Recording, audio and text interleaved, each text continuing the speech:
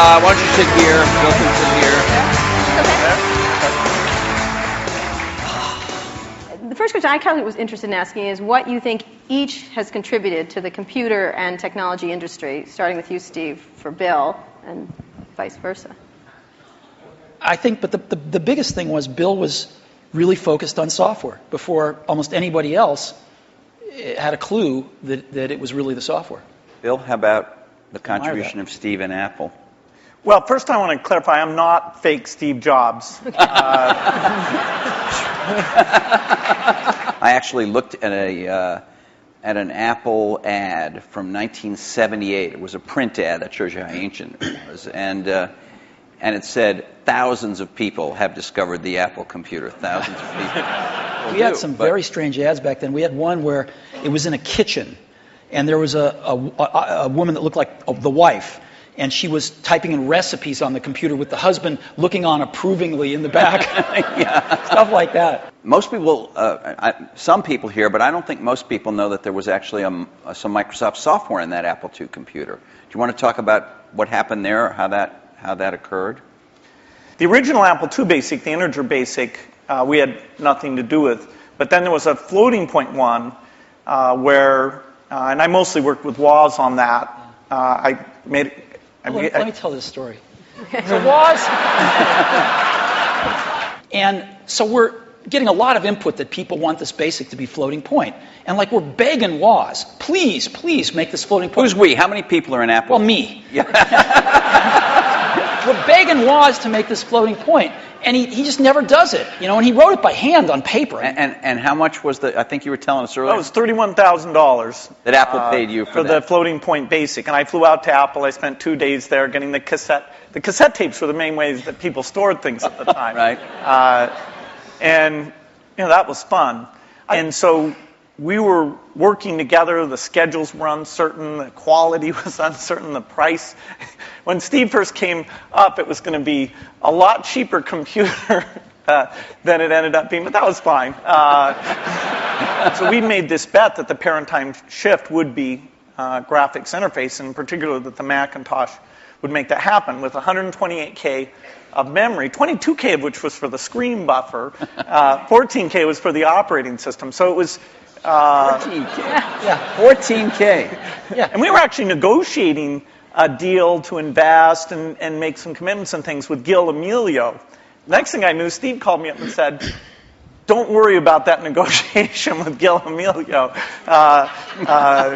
You can just talk to me now." And I said, "Wow."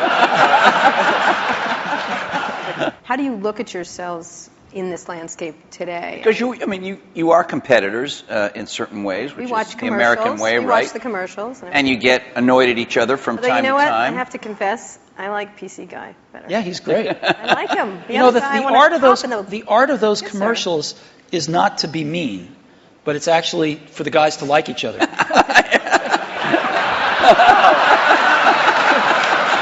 Thanks. PC Guy is great. I like PC. Got a big heart.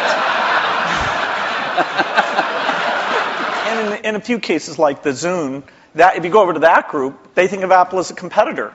They love the fact that Apple's created a gigantic market, and they're going to try and come in and contribute something to that. And we love them because they're all customers. The same processor, essentially, that the Mac had. This is one of those great ironies.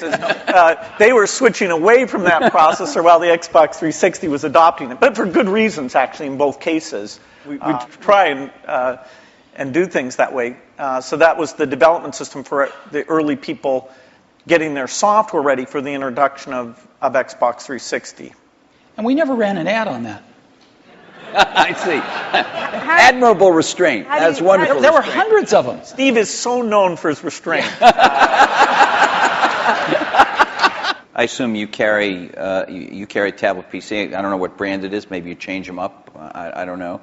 You obviously carry a MacBook Pro, I would guess, or a MacBook. Yeah, well, and an iPhone. And an iPhone. You have one? I do. Right here? Yes. Well, he has one. He took it out before. What is the iPhone and are some of these other smartphones? And I know you make you believe that the iPhone is much better than these other smartphones at the moment, but are these things, aren't they really just computers in a different form factor? We're working on some things that I can't talk about. Again, yeah. But there used to Very beautiful. There used to be a saying, isn't it, at It's Apple? going to blow us away, though, Blow us when away. you can't touch Wow, it's great. There used to be a saying at Apple, isn't it funny a ship that leaks from the top? So, that's kind of like a sweater without sleeves is a vest. I don't get that. that was what they used to say about me when I was in my 20s. Okay. I'm going to ask a more personal question. We have just a minute before we were going to open up for questions. What's the greatest, I'm not going to call this the Barbara Walters moment and ask you what tree you'd like to be, but what's You would love to be Barbara Walters, let me just tell you. No, I would not. What's the greatest misunderstanding? Ding, right. But thank you, Steve.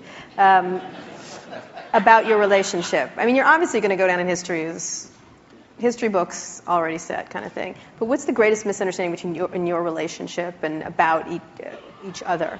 What would you say would be this idea of catfight? This idea of which one of the many?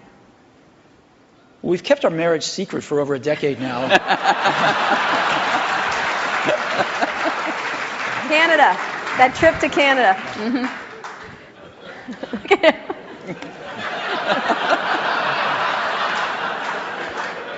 Was there? Generally, we were both the youngest guys in the room, right? Individually or together. I'm about 6 months older than he is, but roughly the same age. And now, when we're working at our respective companies, I don't know about you, but I'm the oldest guy in the room most of the time. And that's why I love being here. And